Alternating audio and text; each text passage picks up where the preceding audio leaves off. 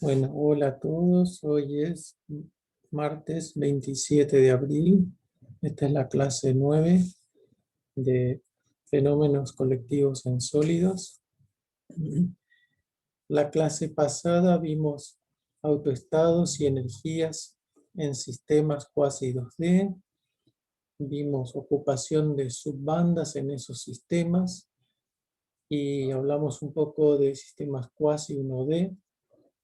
Y en esta clase vamos a ver introducción a segunda cuantización para fermiones. Estados de n fermiones, representación del número de ocupación, operadores de destrucción y creación, y operadores de una y dos partículas. Bueno, como siempre hacemos un breve repaso de los puntos más importantes de la clase pasada. Vimos los sistemas cuasi 2D, como en esta figurita acá arriba a la derecha, un quantum well que tiene un ancho en la dimensión z y es infinito en el plano xy.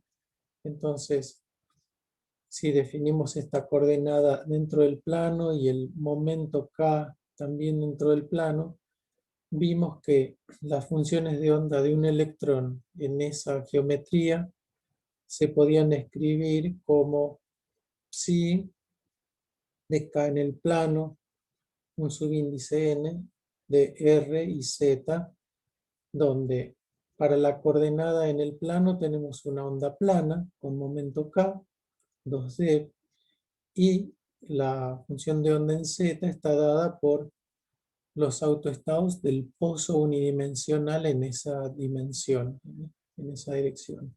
Y hablamos de pozos cuadrados, parabólicos, pozos dobles, triangulares, que son todos relevantes como posibles confinamientos en estructuras de semiconductores. Bueno, y estos autoestados que escribimos acá tienen energía dada por el autovalor asociado a la componente transversal, este epsilon sub n. Acá en esta figura tenemos el conocido pozo infinito con sus energías N1, N2, N3 y sus funciones de onda. Estas serían las U sub n, estas que están acá. Y a esa energía se le suma después una banda parabólica. Entonces el resultado, los niveles de energía de todo este quantum well, son estas parábolas que están desplazadas y su mínimo es las energías del potencial en Z.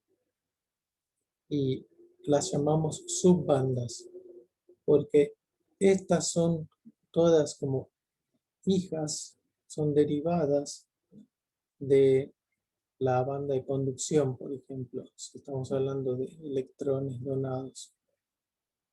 Entonces estas son las subbandas, que están distanciadas por energías que son típicamente decenas de milielectronvoltios, o sea, más chico, siempre más chico que el gap del material. Y acá estuvimos hablando de la densidad de estados, que a lo mejor Máximo después en la práctica nos va a decir si se entiende por qué la curva de densidad de estados 3D, que es esta raíz cuadrada, toca la escalera de la densidad de estados del pozo cuántico.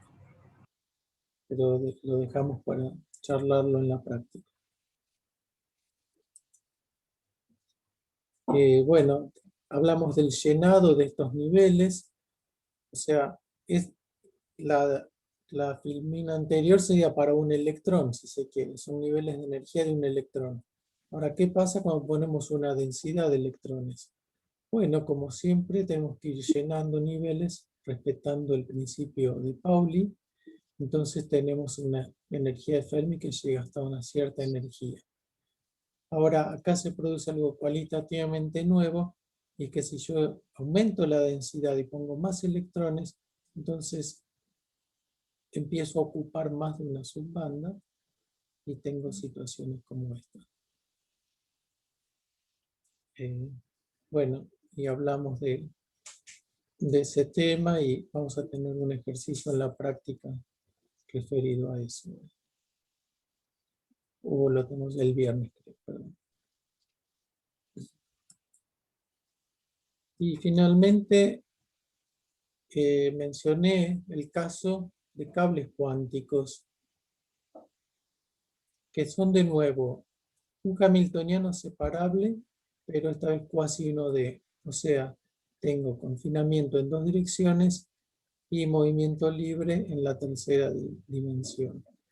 Entonces la función de onda acá queda expresada como un producto de funciones de onda con partícula libre en la dirección libre, que acá se llama z, y una función de onda confinada 2D en las direcciones transversales. Y acá hay dos números cuánticos, ¿no? O sea, en teórica 2 nosotros estudiamos este tipo de problemas bidimensionales. Y de nuevo, la energía está dada por una parábola, pero ahora... Sí, Sí, Pablo, hola, ¿qué tal? hola.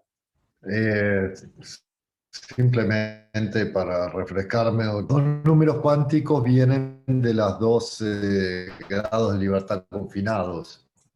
Sí, M y N.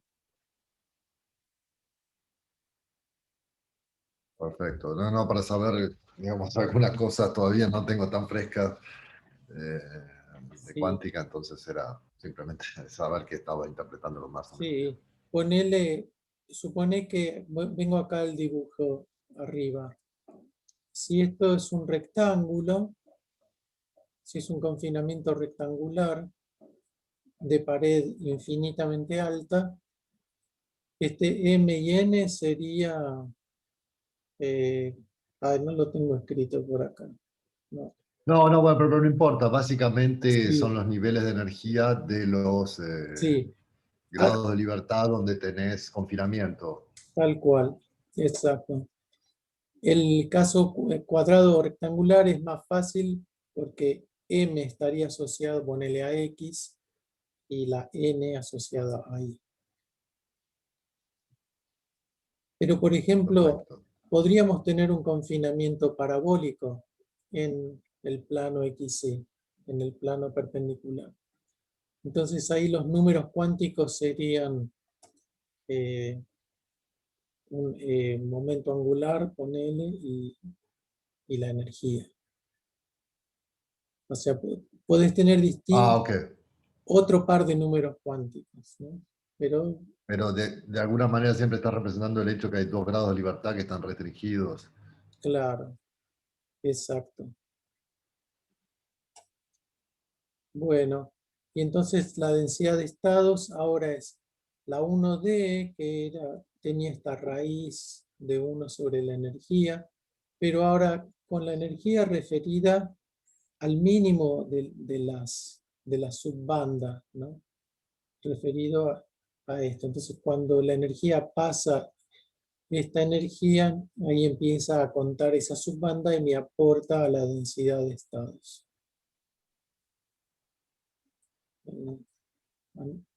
Análogo a lo que pasó antes. Que cuando la energía de Fermi alcanza el mínimo de la siguiente subbanda, empiezo a disponer de más estados, empiezo a disponer de los estados de la siguiente subbanda. Y ahí de nuevo tengo suma, ¿no? Sobre M y N.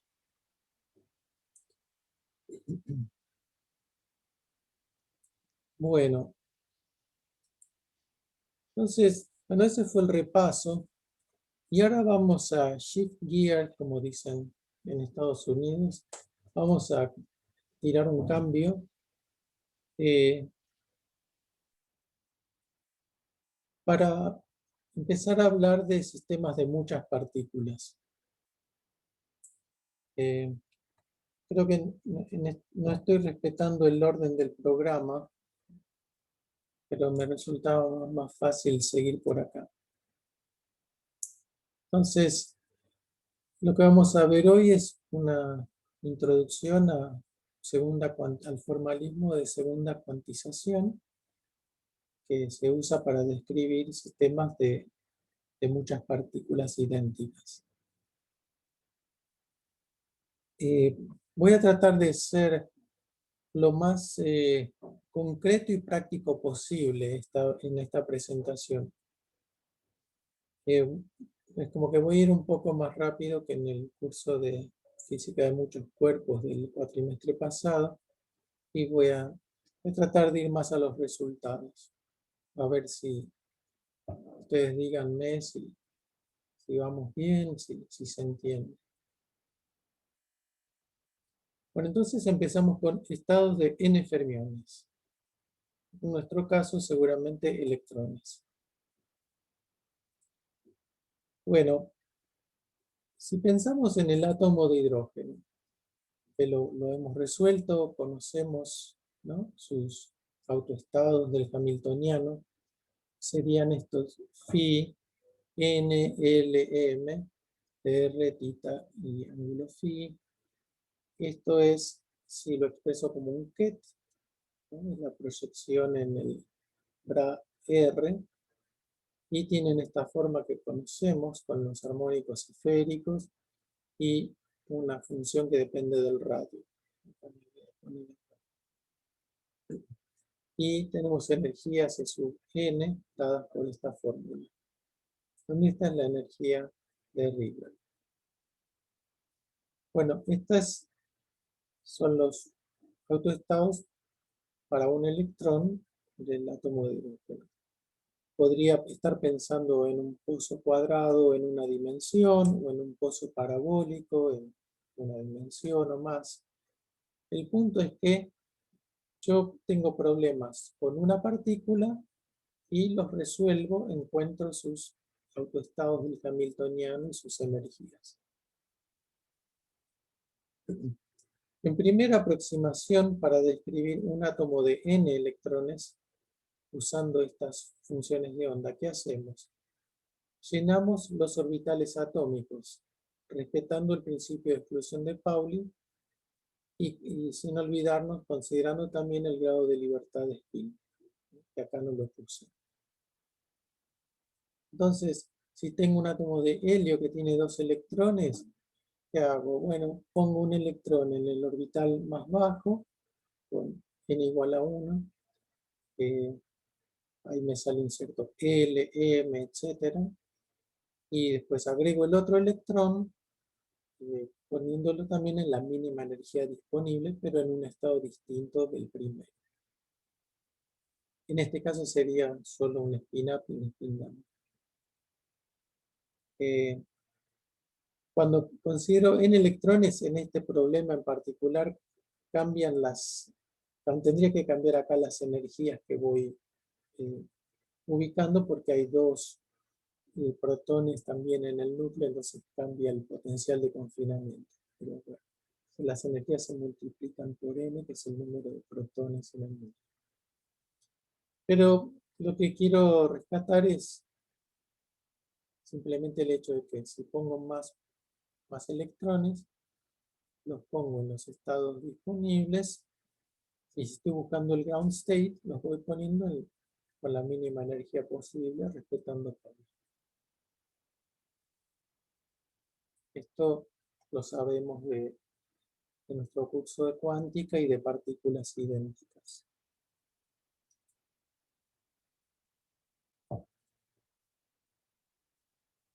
Entonces, supongamos que ordenamos esos orbitales que vimos recién en energías crecientes. Si hay degeneración de energías, bueno, les ponemos un orden arbitrario a los estados. Pero los ordenamos, los listamos con una etiqueta entera. Entonces, ordenamos los orbitales energías crecientes Entonces, el estado fundamental de los n electrones es el siguiente determinante de Slater. Tengo acá mi ket, que es el estado de n electrones, ¿no? Esta A quiere decir que es un estado antisimétrico frente al intercambio de partículas. Y esta notación, como sabemos, es la de un determinante. ¿Y en qué consiste? Bueno, pongo la partícula 1 en el primer orbital, después la pongo en el segundo orbital, y así en todos. Y después la partícula 2, lo mismo. O lo puedo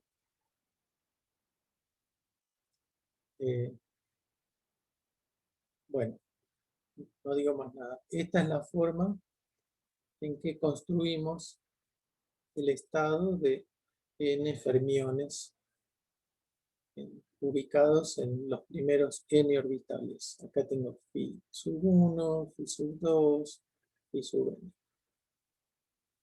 Entonces, ¿cuánto vale la energía de este estado?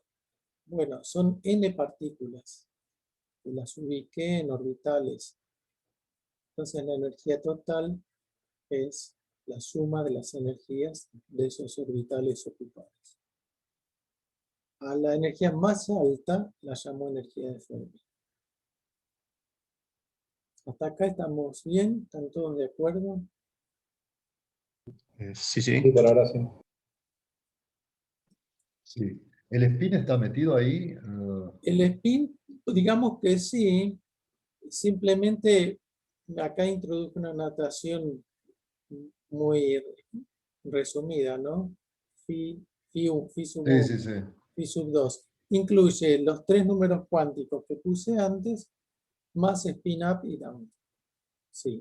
Entonces, entonces la función del total que es antisimétrica.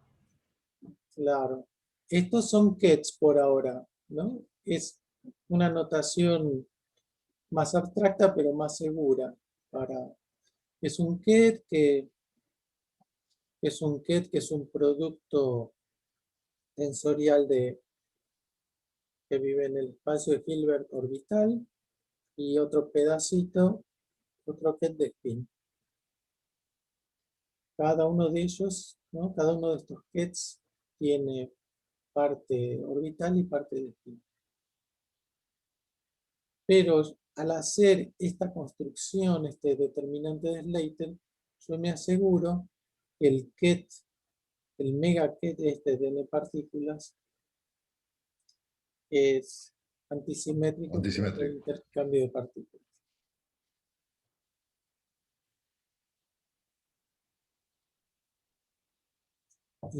Y hay un factor para normalizar el ket. Bueno, este es un resumen apretado de las cosas que vemos en partículas idénticas en nuestra materia de cuántica, ¿no? Para fermiones. Y la pregunta era porque yo me acuerdo que podías tener una función simétrica si la función de spin era antisimétrica, Sí, pero que la función total tenía que ser antisimétrica, ¿no? sí. Esa sería otra forma de escribir esto, ¿no? Acá vos, eh, si con todos los spines, si tenés 2 electrones, es bastante elegante y fácil de hacer lo que vos decís, ¿no? Porque tengo 4 estados de spin, tengo triplete y singlete, entonces ahí factorizo una función de onda de 2 electrones espacial y la multiplico por una función de onda de spin. Eh, y ahí cada una tiene que tener la simetría adecuada para que todo el producto sea antisimétrico. Pero si tenés muchas partículas como acá, tendrías que por un lado sumar todos los espines. Este es un problema de suma de momento angular. No es tan fácil. Esto que estamos escribiendo acá es más elegante. Por ahí te dice menos, pero se encarga de todos los problemas del formalismo, digamos.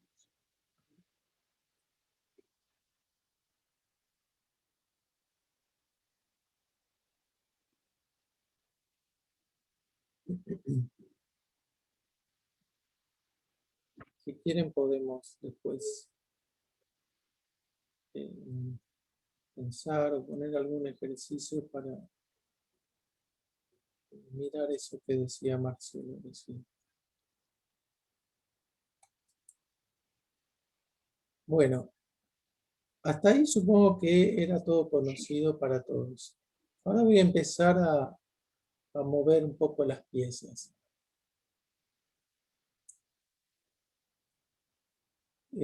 Bueno, seguimos hablando de estados de n fermiones. Y recién yo acá intenté escribir el ground state, el estado fundamental, porque elegí los orbitales φ1 hasta φn de más baja energía. Pero yo acá podría elegir cualquier phi de partícula única, algunos muy altos, cualquiera es válido y me genera un determinante de Slater que es un estado posible de n electrones y que además es autoestado de los n electrones si no hay interacción entre ellos.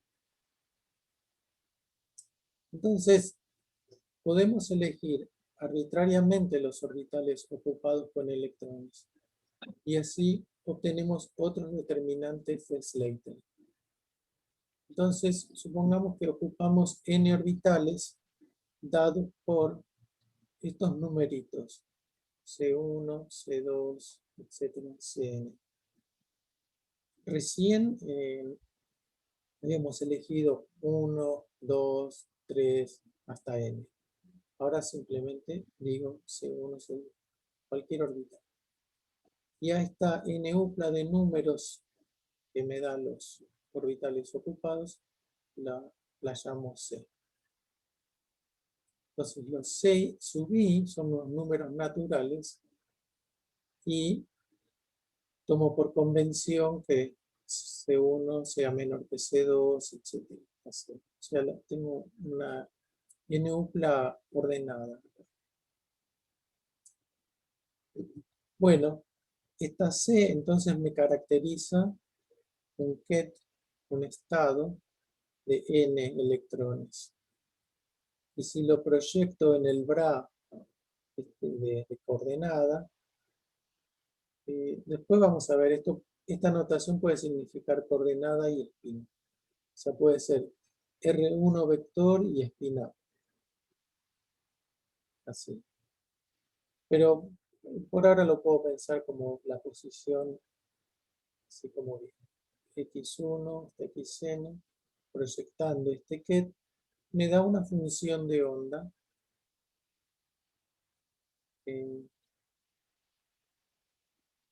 me da esta función de onda de n partículas. Por ejemplo, supongamos que la n-upla C tiene 1 y 4. ¿Cuántas partículas tiene este ejemplo? 4, en principio. Si uno tiene en cuenta el spin. Si no hay, digamos, si el spin está generado, no sé, como distinto spin, contamos como distinta energía.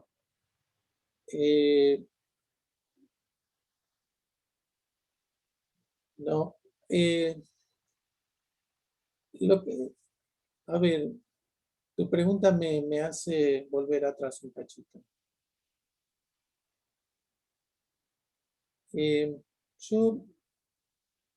Si ordenamos los orbitales en energías crecientes, decía, ¿no? Tomé los orbitales, todos los orbitales de mi átomo de hidrógeno o de mi pozo cuadrado con él. Y les pongo un índice natural, un numerito, 1, 2, 3, 4. Si hay degeneraciones en algún lugar por spin up y spin down, elijo un orden, ¿no? Ok. Así que tengo los estados todos en fila, con su spin, con todos sus números cuánticos. Entonces serían dos volviendo a la otra, ¿no? Exacto. Entonces acá tengo primer orbital y cuarto orbital, que signifique lo que signifique, ¿no? Que es un Claro. orbital. Tengo dos partículas, dos electrones. Bueno, y no es otra cosa, Perdón, Pablo, ¿te paso una pregunta? perdón, Sí, te paso una pregunta. Yo había entendido que, o sea, yo hubiera dicho que esos números Cs era como la ocupación electrónica de un orbital, no es eso. no, C, No es que vos tenés 4 en un orbital D, por ejemplo, no, no, no, es otra no, cosa. claro, todavía no llegué ahí. Vamos a llegar a eso. Ah, ok, ok. Bien. No, sí, son dos pasos. Por ahora, esta C me dicen quiénes están ocupados.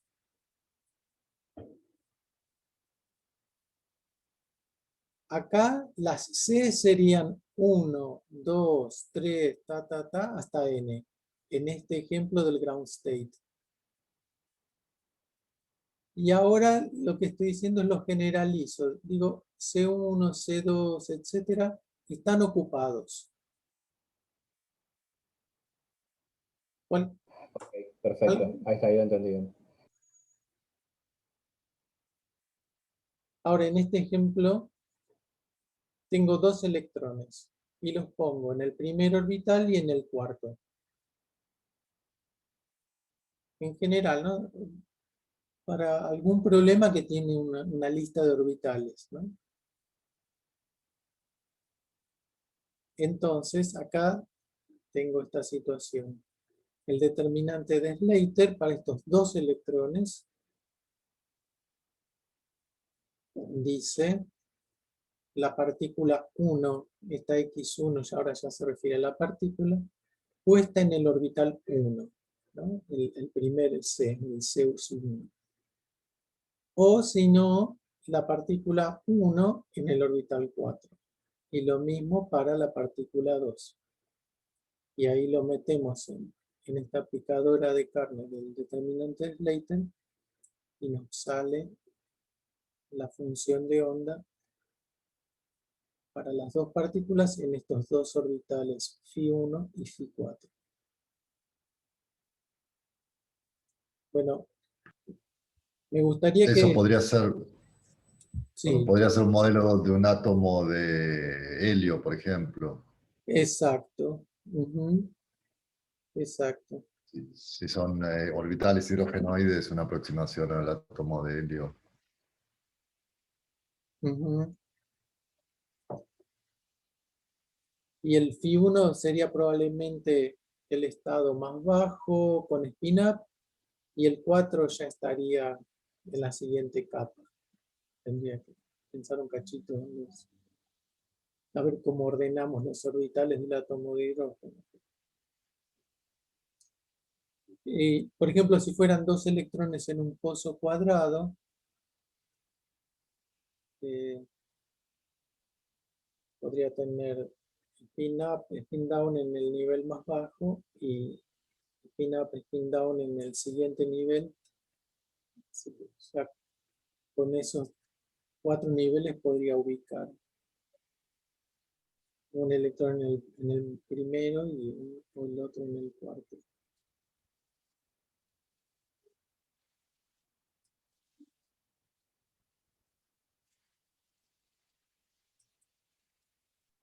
Bueno, ¿qué energía tiene este estado de dos partículas? Suponemos que no hay interacciones, solamente estamos llenando niveles, ¿no? Bueno, esa sería la energía del orbital 1 más la energía del orbital 4.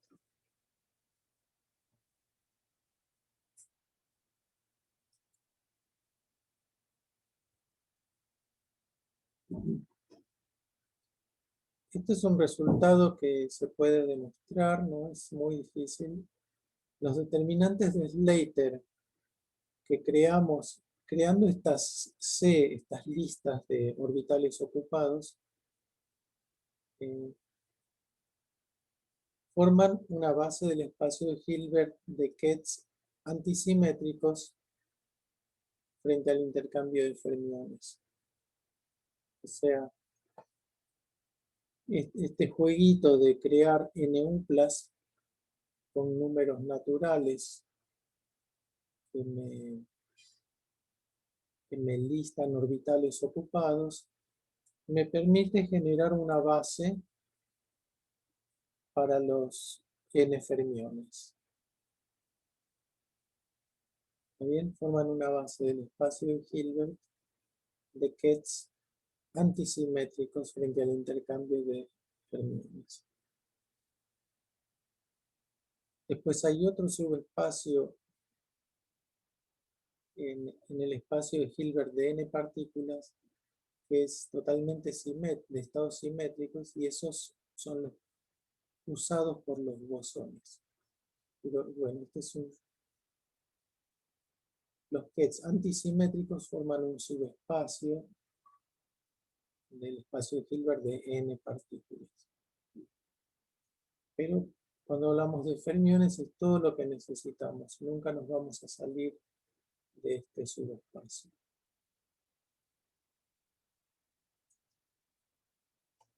Bueno, son base, decimos. Entonces, con ellos se puede expandir cualquier estado de N electrones.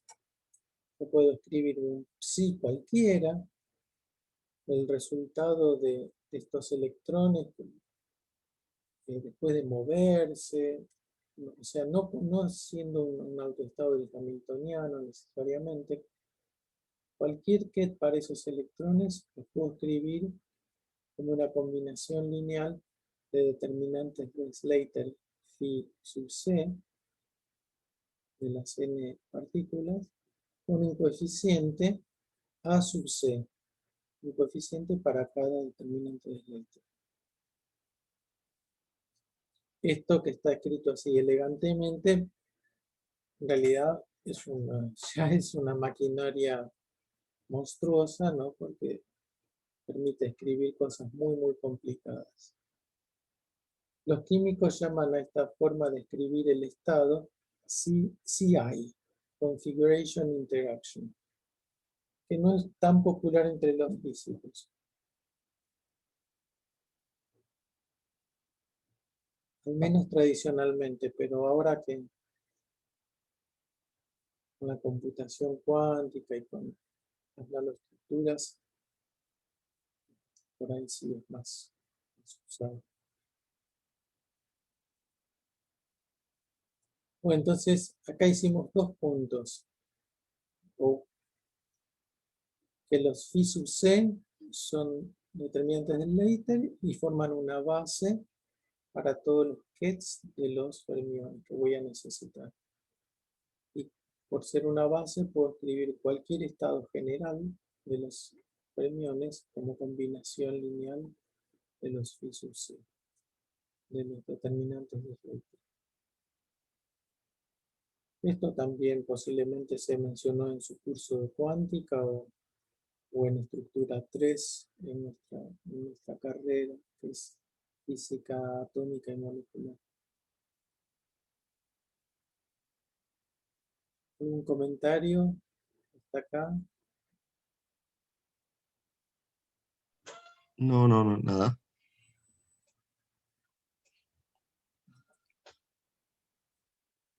Bueno, ahora sí vamos a pasar a algo que mencionó Ramiro.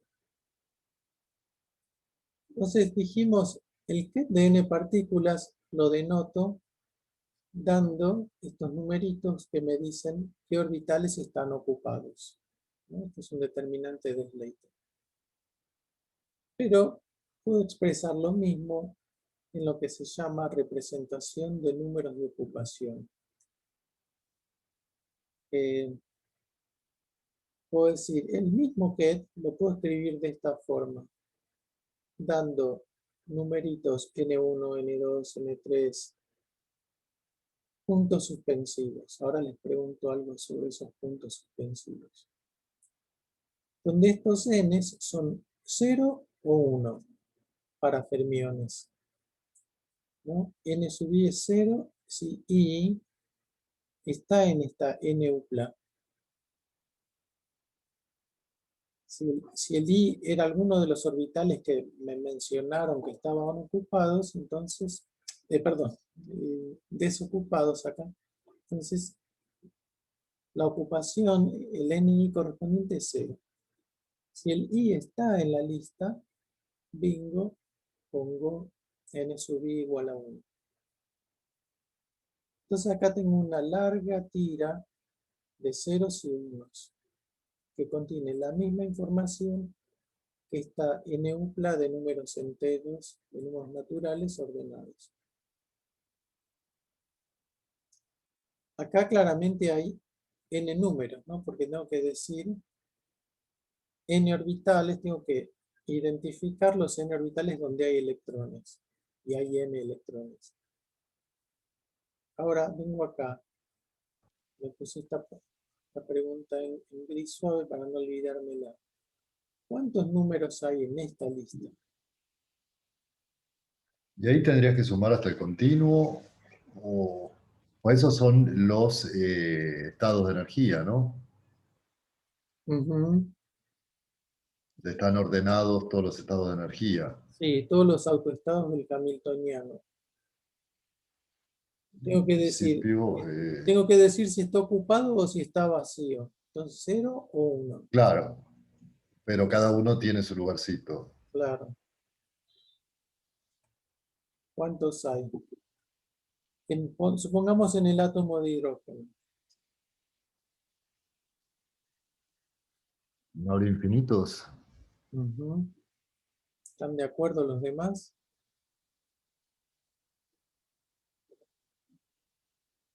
Sí, yo iba a decir infinitos, así que ahora que lo dijo Marcelo me siento más confiado. Ujú. Después eso pasa al continuo, ¿no? Eso como se... También, o sea, en realidad, además, en el problema del átomo de hidrógeno están todos los estados ligados, que son infinitos, pero después hay infinitos no ligados. Pero bueno, eso ya es un detalle técnico del particular problema de, como decimos, partícula única desde el que estamos partiendo. Entonces, sí. Yo tranquilamente podría tener un espacio de Hilbert de una partícula que sea finito, ¿no? Qué sé yo, podría estar trabajando con un pozo, que lo trunco y después le pongo spin. Entonces tengo un cierto número de niveles que son autoestados del Hamiltoniano. Entonces, ¿Y esos te sirven para proyectar? yo iba a decir que eso me sirve para decir quiénes estos puntos suspensivos que están acá, ¿no? Supónganse que tengo un pozo finito y spin. Y hay 3 niveles en el pozo. Y por algún motivo no me interesan los estados no ligados, ¿no? Sé que no los voy a usar, que no van a intervenir en nada. Entonces, me armo un espacio de Hilbert para una partícula que tiene ¿cuántos niveles? Que tendría esos 3 niveles. 3 y con el spin 6. 6. Seis. Entonces, en general pasa eso. Mi espacio de Hilbert de partícula única tiene un cierto tamaño, finito o infinito, y eso es lo que yo tengo que aclarar acá. Tengo que decir, cada orbital del espacio de Hilbert de una partícula, tengo que decir si está ocupado o no. Y eso es lo que me contesta cuántos números hay. Y acá la respuesta sería el tamaño del espacio de Hilbert de una partícula, ¿no? O, dicho en otras palabras, ¿cuántos autoestados tiene el hamiltoniano?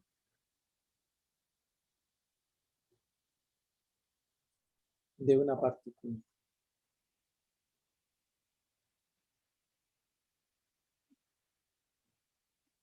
Digamos, vos lo estás restringiendo por tu problema, pero si no tendría infinitos autoestados, en principio. Sí, pero suponete que el problema tiene spin, nada más. Yo no es que lo estoy restringiendo, tiene dimensión 2 ese espacio de Hilbert.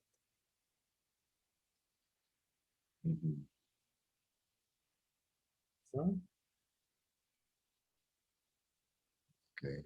Hay casos en que muy naturalmente el espacio de Hilbert no es infinito, infinitamente grande. A ver, me gustaría escuchar algún comentario de la otra gente. ¿Quién más está?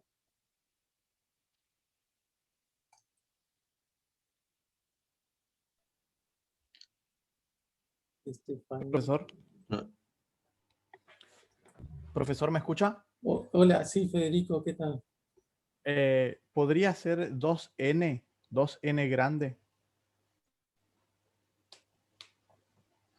2n grande. Sí. Esta n... ¿No vio su cursor? Sí, Ah. esa n. Bueno, no. Ok.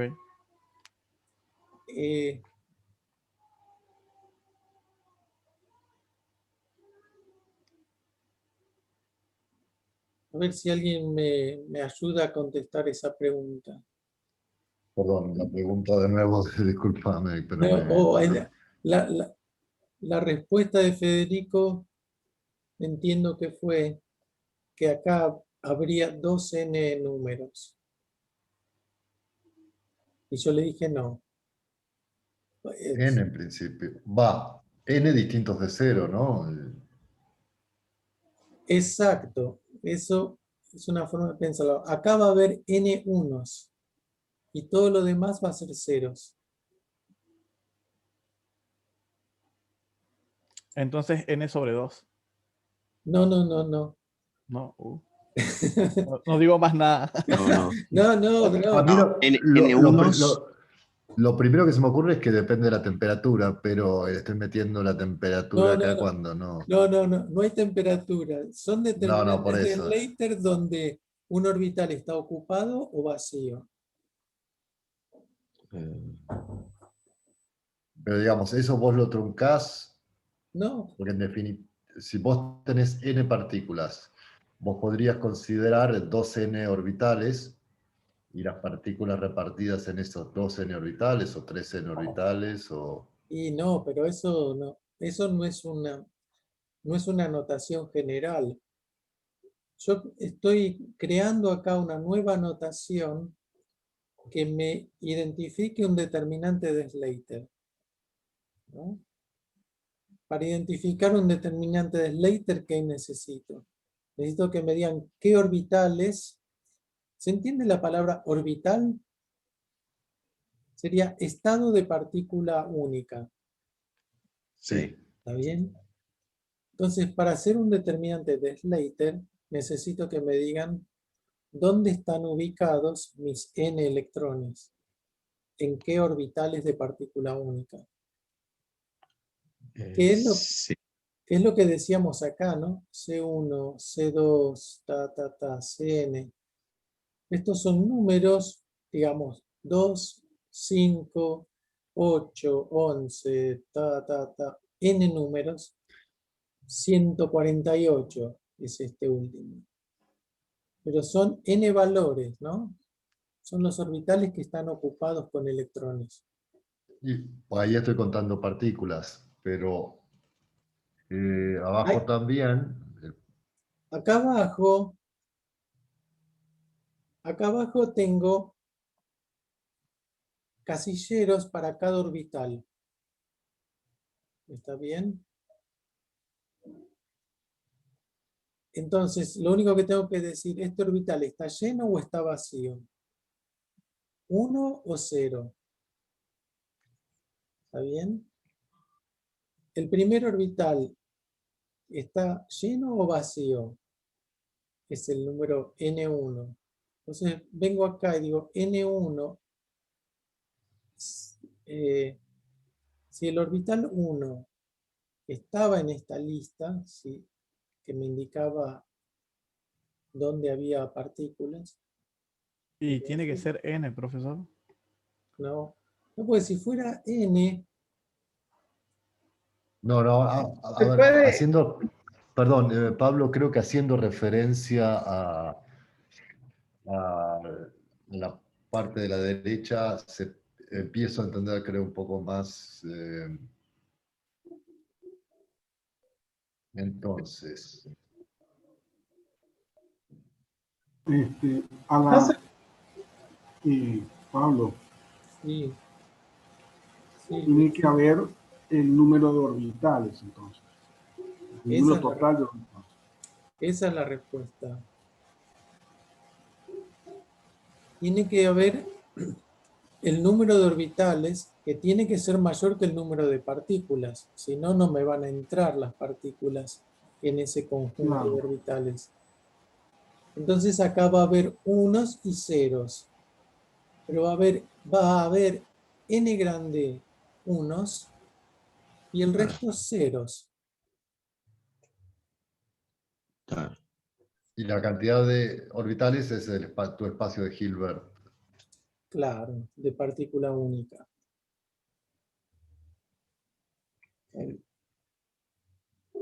Me perturba un Pero, poco, me perturbaba la respuesta de Federico en el sentido de que él parecía no separar el número de electrones que tengo y el número de orbitales disponibles para ser llenados.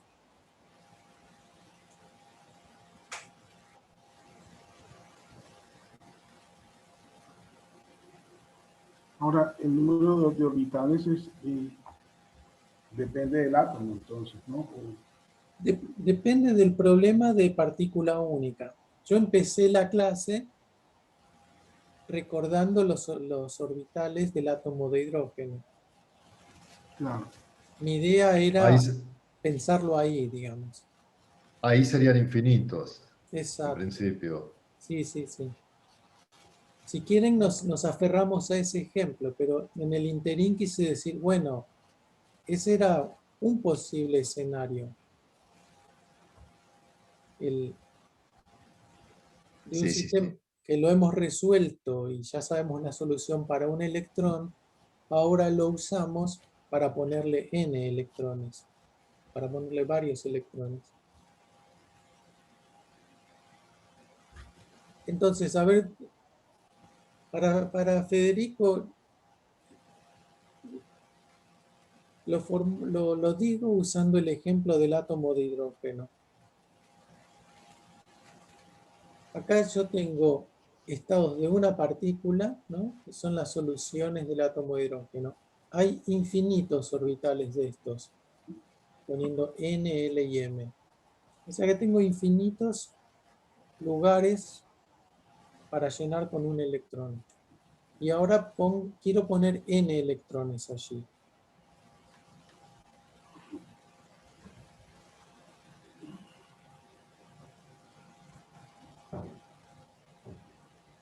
Entonces, en esta notación estoy diciendo qué orbitales lleno. El 3, el 8, el 25, etc. Y acá, en esta otra notación, digo, ¿el orbital 1 está ocupado? ¿Sí o no? El 2, ¿está ocupado? ¿Sí o no? Etcétera.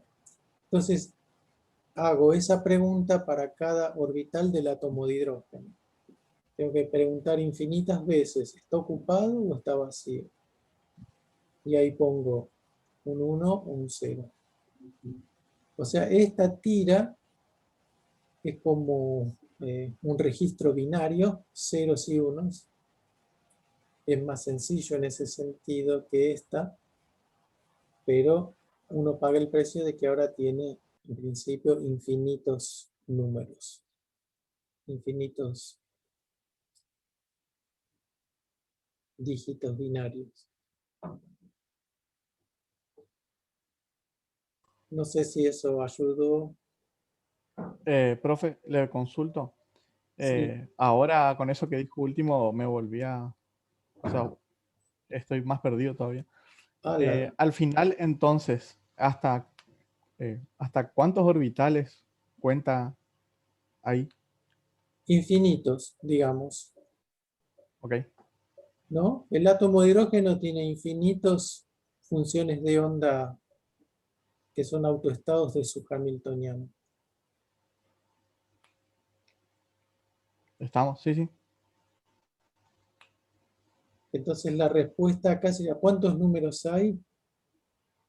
En general, infinitos.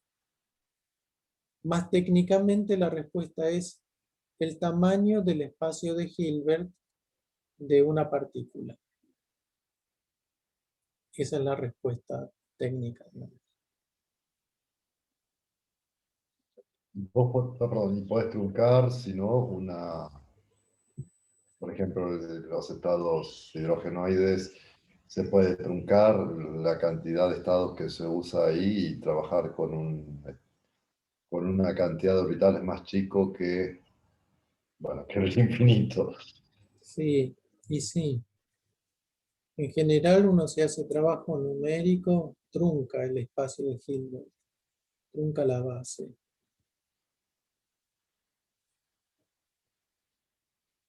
Incluso O sea, si está... básicamente, la cantidad de orbitales con las que estemos trabajando. Exacto.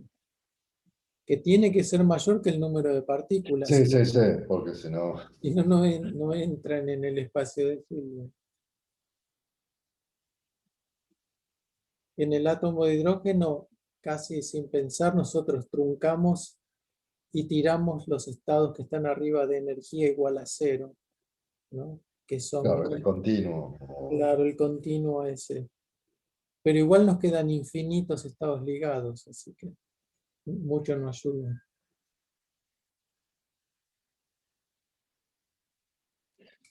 Digo, cuando vos decías que se puede expresar un sistema como una base se puede usar una base de estados de orbitales de una partícula.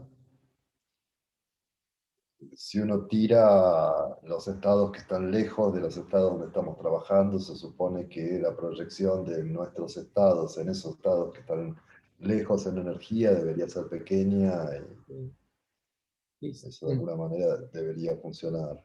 Claro. Ujú. Me aseguro que los cálculos no cometan errores.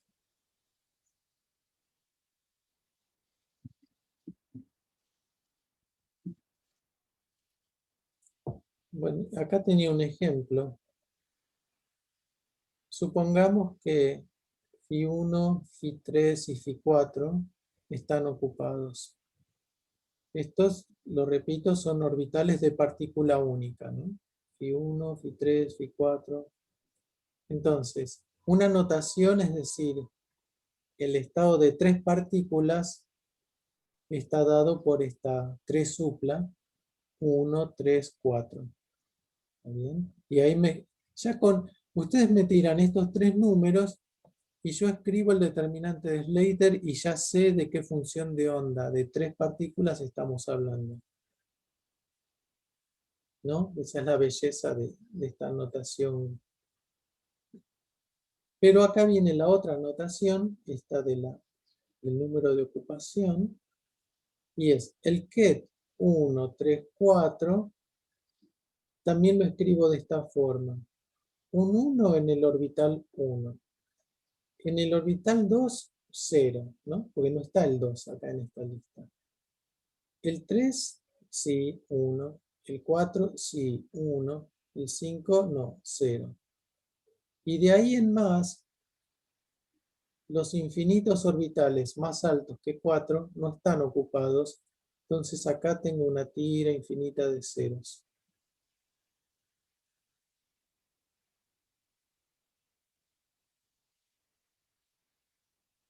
¿Está bien? Entonces acá este lado derecho es es esta notación escrita en general acá arriba.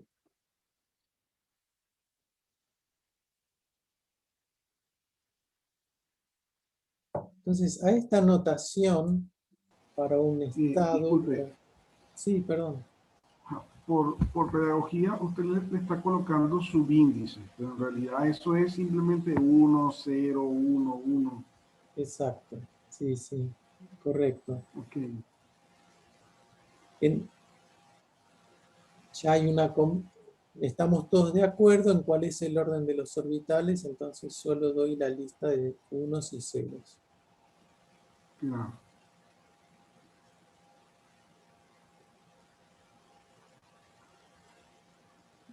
Bueno, pero representarlo como está a la izquierda, en el fondo no es mejor, y así no se ahorra los ceros y ya está. Y sí, sí, pero no. Todo el formalismo que vamos a ver se basa, o es más práctico, en esta notación segunda de números de ocupación. Ok. Esa es la paradoja.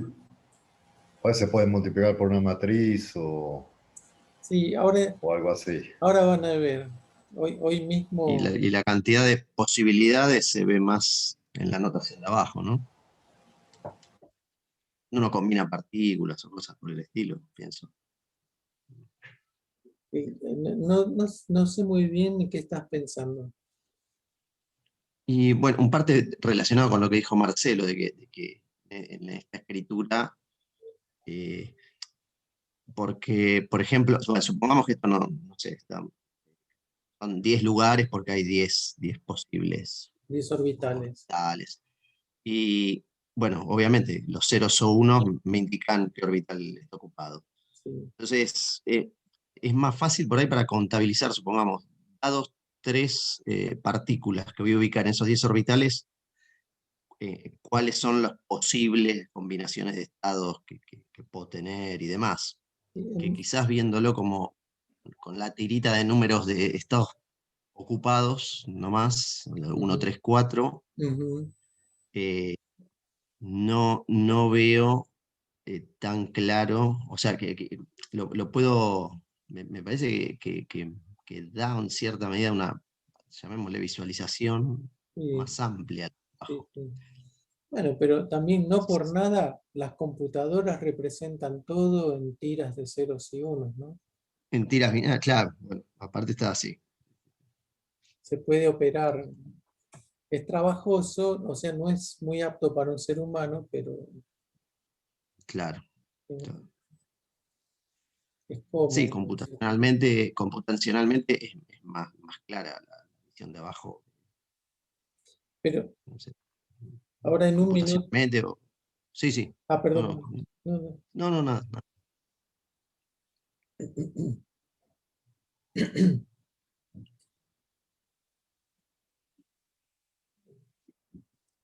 No, yo lo que pensaba es que si te haces una matriz con, por ejemplo, hamiltoniano, al ensangucharla en la forma ceros y unos, directamente debería quedar la energía o algo así, por ese Claro, tipo de sí. cuentas. Sí, sí, sí. Ahora vamos a ver algo de eso. Sí. Esa idea va a aparecer. La Ahora, transición. Otro. ahora yo les hago una pregunta. Supongo que tengo los mismos orbitales del átomo de hidrógeno, ¿no? Pero ahora, supongamos que los electrones son bosones, no fermiones. ¿Está bien? Sí. ¿Qué cambiaría en esta notación de número de ocupación?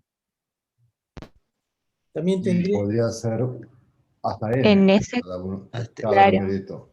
Exacto. La ocupación de cada orbital podría ir hasta n. Claro. Un número entre 0 y n. Sí. Bien. Perfecto.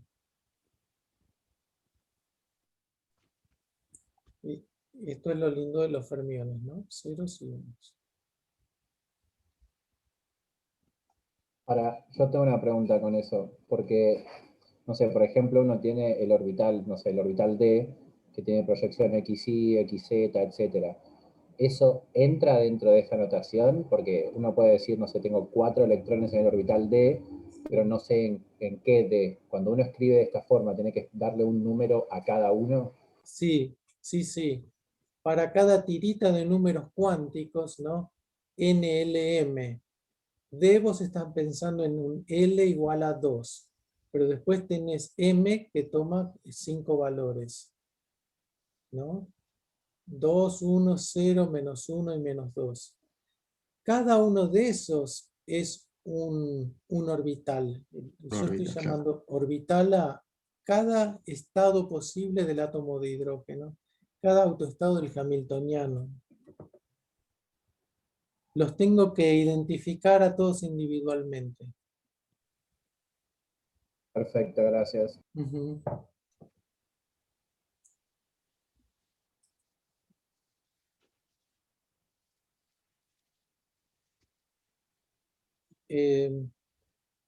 Bueno, ya hablamos entonces de los estados, de los qubits de n partículas, de varias partículas. Y ahora vamos a empezar a hablar un poco de operadores. Un operador es algo, un objeto matemático que me agarra un qubit y me da otro qubit, ¿no? Y ahora en este lenguaje todo se genera a través de los operadores de destrucción y creación de fermiones.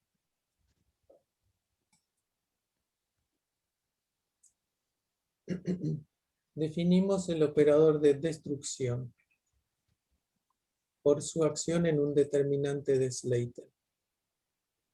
Entonces ya considero que acá tengo mi notación de números de ocupación, ¿no? N, estos son ceros o unos. Y ahora vengo acá y le aplico este operador, C sub K, donde K indica el orbital késimo, ¿no? Algunos de los orbitales que mencionó recién Ramiro, en alguna capa D, de 3D, etc. Bueno, entonces, ¿qué hace?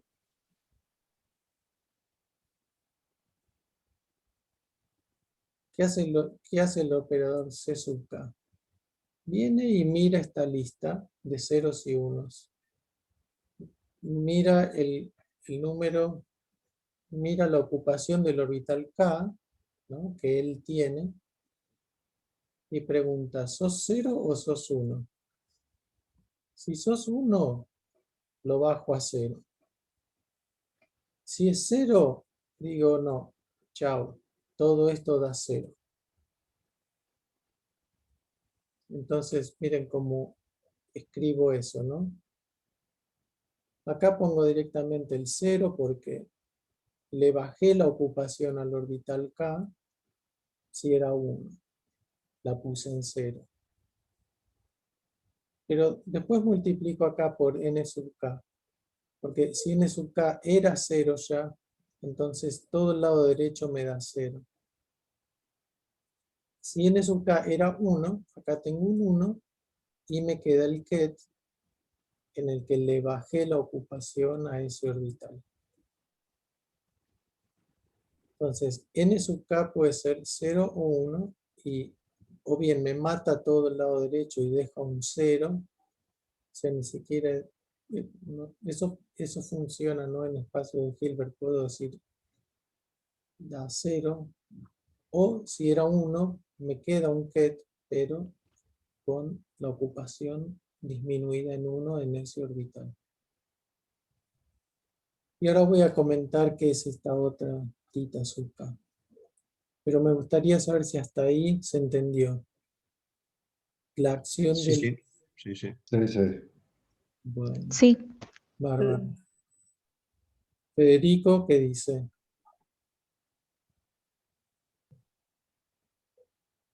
Sí, profesor, sí, sí. Bueno. Notar que agregamos un signo en la definición del operador de destrucción. este tita sub k. Podemos no darle mucha importancia por ahora, pero es un -1 a la algo. Ese algo es la suma de ocupaciones de los orbitales previos al K sobre el cual estoy operando. O sea, tengo que venir y sumar todos los n's que están antes de nk, y eso viene aquí. Esto es por una cuestión técnica del determinante de Slater. ¿Es para mantener la disimetría?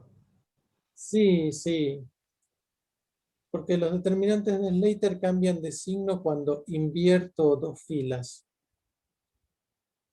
Y algo que no dije, pero si lo quieren mirar más en detalle, para destruir el orbital K, para orbitar esa partícula que estaba en el orbital K, primero hay que llevarlo hasta arriba de todo. Hay que llevar esa fila hasta arriba y después sacarla. Pero al llevarlo desde el lugar que ocupa hasta arriba, incurro en estos cambios de signo, que pueden ser -1 o 1. Si hago dos cambios, me queda positivo. Si hago un número impar de cambios, me queda negativo.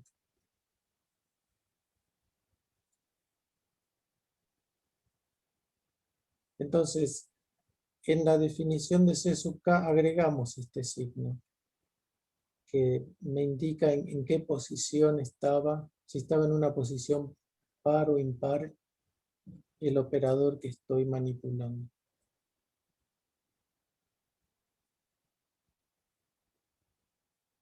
En sumatoria sobre J menor que K de todos los n sub J.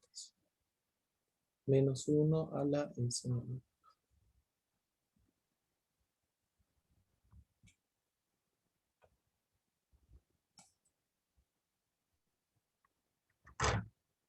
Bueno, ahora voy a definir el operador de creación análogamente. El C sub K daga es de creación por la daga, ¿no? Es el adjunto del anterior. Entonces, este viene y mira el ket escrito así en números de ocupación. Si ve que está vacío, dice, bueno, creo una partícula ahí. Y la ocupación pasa a ser 1. Si está lleno, como operador de creación de un electrón, va a intentar poner otro electrón ahí, pero eso está prohibido por el principio de exclusión de Pauli. Entonces eso no está permitido y me da 0. O sea, en el de destrucción no podía destruir si ya no había nada, ahí me daba 0. Y en el de creación no puedo crear si ya hay algo, respetando Pauli. Con bosones, de nuevo, eso no sería así. Simplemente iría aumentando el número de ocupación.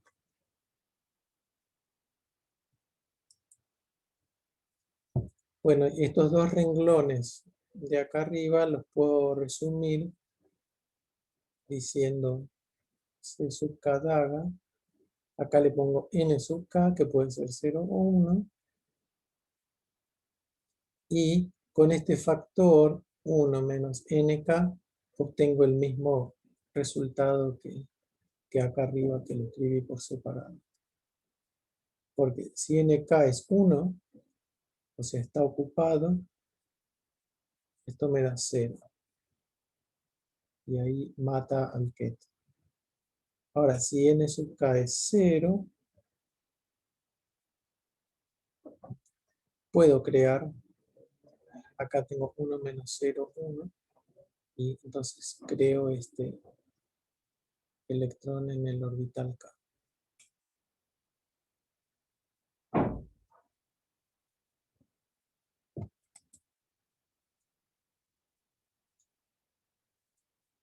Aplicando n operadores de creación al vacío, entre comillas, podemos generar cualquier determinante de Slater. Si yo empiezo con este estado, este ket, que lo escribimos así, un 0, pero ket, no es lo mismo que esto, ¿eh? Este es el número 0. Este es un ket que tiene 0 partículas. Y ahí yo me vengo acá, que es más fácil de ver. Empiezo a crear partículas en el...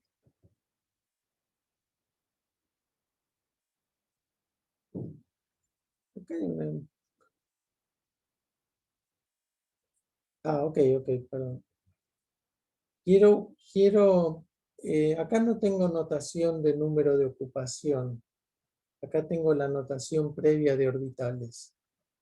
Entonces quiero poner un electrón en el orbital C1, en el C2 y en el C sub n.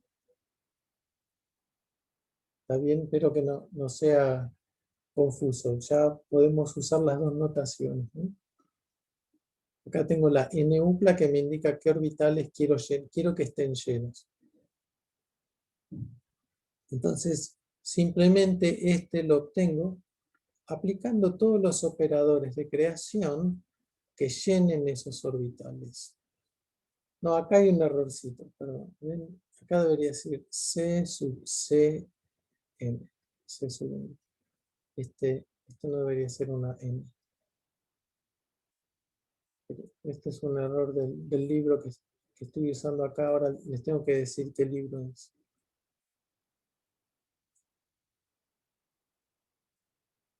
Entonces, los operadores de creación son una buena maquinaria. Yo empiezo con un estado vacío sin partículas y simplemente le aplico creación en los orbitales que quiero llenar y ya está. Entonces lo puedo... ok, acá está expresado con la primera notación de la N-upla y acá está expresado con la notación del número de ocupación. Acá, desde 1 hasta infinito, son los orbitales. Entonces, le aplico el C sub k daga con este exponente n sub k. Si está vacío es un 0, entonces no actúa. Si lo quiero lleno, a ese orbital k, este es un 1, entonces aparece el orbital, el operador de creación asociado a ese orbital.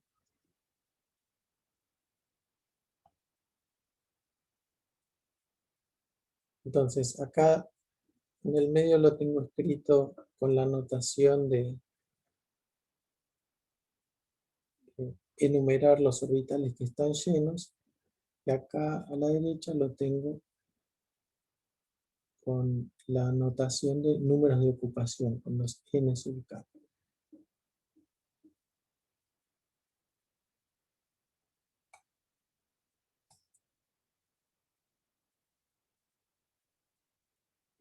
Bueno, y este es un resultado importante, que es como la base de las operaciones, y que sintetizan el comportamiento de estos operadores de creación y destrucción para fermiones. Se pueden demostrar las siguientes reglas de anticonmutación.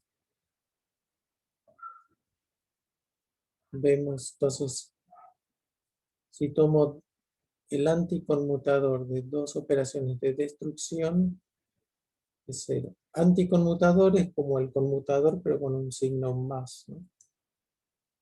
En el medio. Dos de creación también anticonmutan, y uno de creación con uno de destrucción son A1 si son el mismo orbital y 0 si es distinto orbital.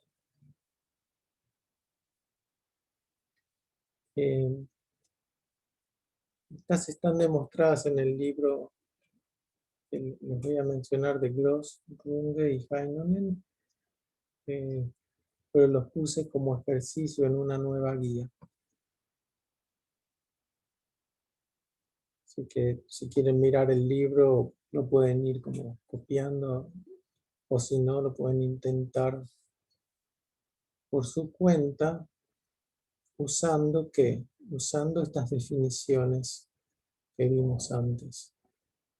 Esta para los operadores de destrucción y esta para los de creación.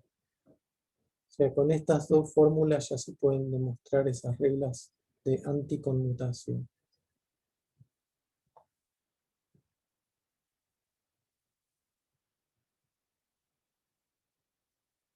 Un cachito. Ok, bueno, veamos esta slide y creo que ya podemos parar por hoy. Analicemos la siguiente combinación de operadores. Primero, acá aplico el de destrucción y después el de creación en un mismo orbital. Acá podrían ser K y K', pero bueno, consideremos el caso en que son el mismo orbital.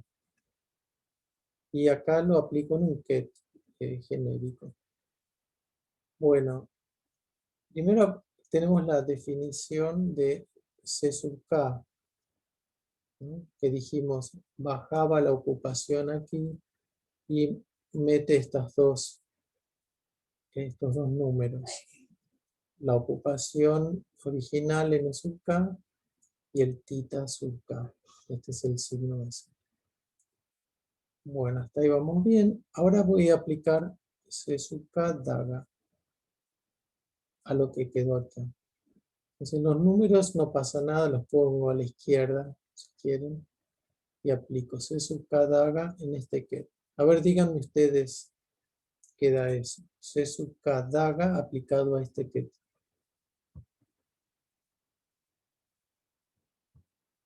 Debería dar 1 en la posición K. Exacto. Ahí está. Más la constante, la Claro. paridad. Y la teta sub K. Sí, exacto. Con el 1 Que las menos. dos tetas sub K se cancelan porque o son las dos 1 o las dos menos 1. Exacto. Se cancelan los dos signos. Y el 1 menos, bueno. Este es 1 y me quedó N sub K por el ket.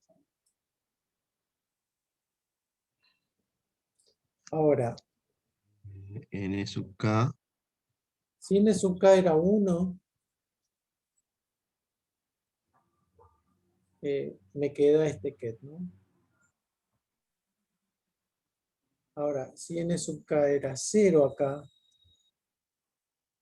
esto se va, me queda un 0 acá, un número 0. Quiere decir que, sí, a ver, lo quiero pensar así. Sí. Este operador, con los dos, el C daga y el C, tiene como autovalor el N sub K, que estaba ahí.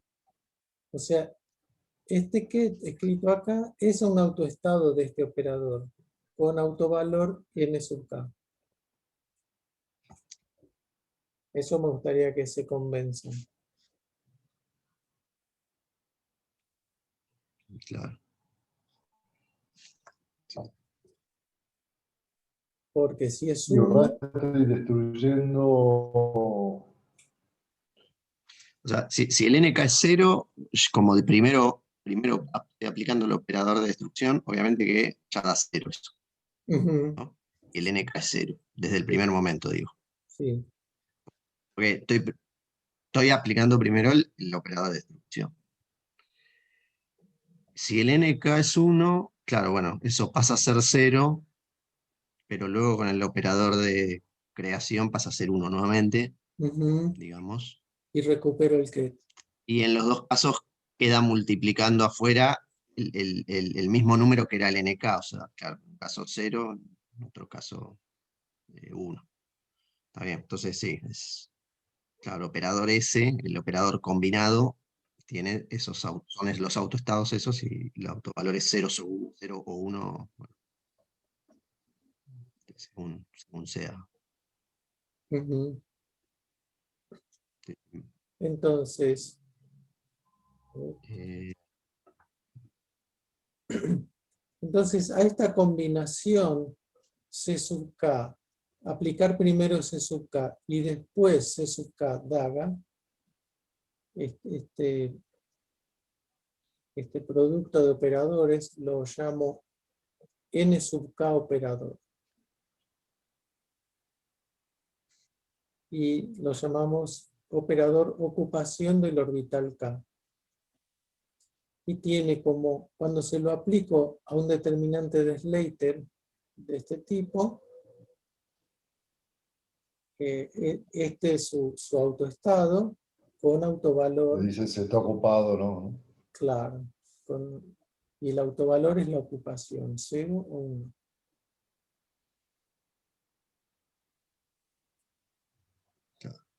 Y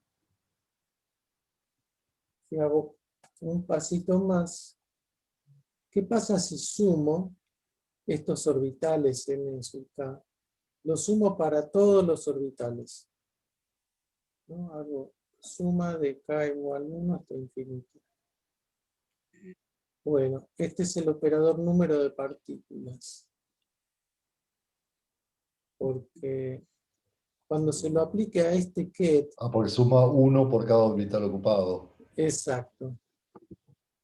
Me va a decir cuántas partículas hay en total en este ket.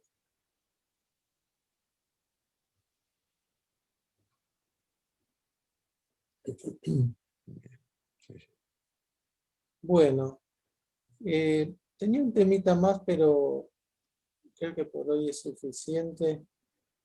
Y de todas maneras, la clase que viene empezaba con esto también, así que lo voy a dejar.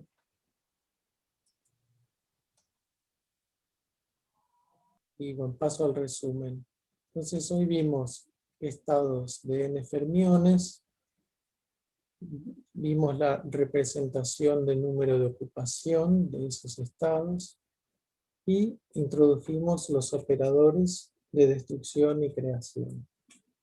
Y nos queda pendiente otro tema importante en el formalismo, que es, en general, los demás operadores físicos de una y dos partículas. O sea, ¿qué pasa con, no sé, el momento angular, la energía, el potencial de interacción entre dos partículas?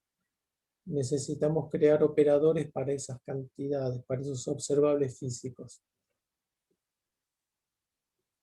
Y lo vamos a ver, lo hacemos, y los dejamos expresados en función de los operadores de creación y destrucción que vimos recién. ¿Qué sabemos cómo actúan en la tira de ceros y unos? Y así nos queda todo el formalismo definido de esta manera, donde los estados son tiras de ceros y unos. Y los operadores lo único que hacen es ir y pasar de 0 a 1, de 1 a 0, o eliminarlo si no le gusta. Pero bueno, entonces queda pendiente los operadores de una y dos partículas asociados a los observables físicos. Bueno, el libro, me olvidé de anotarlo, siempre anoto los libros, pero la próxima lo voy a poner, es de Gross, Runge y Hahnemann. Es un libro de física de muchos cuerpos. ¿Puede colocarlo en el chat del Zoom, por favor? Sí.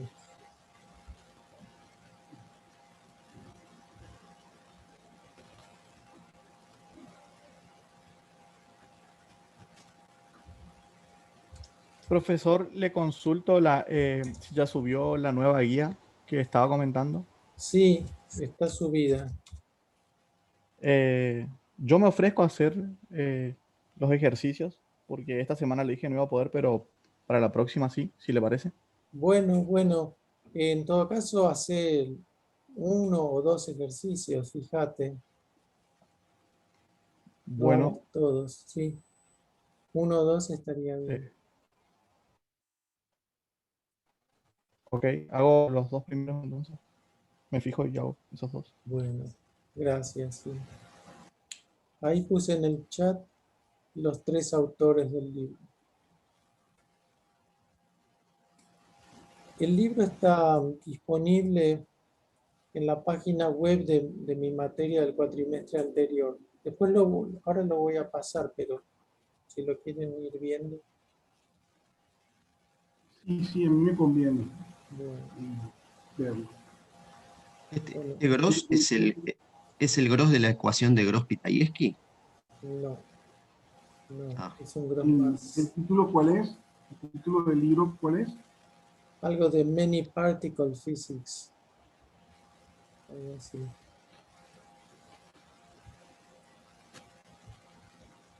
Sí, Ahí comentan que está grabando. sí. Bueno, voy a apagar la grabación.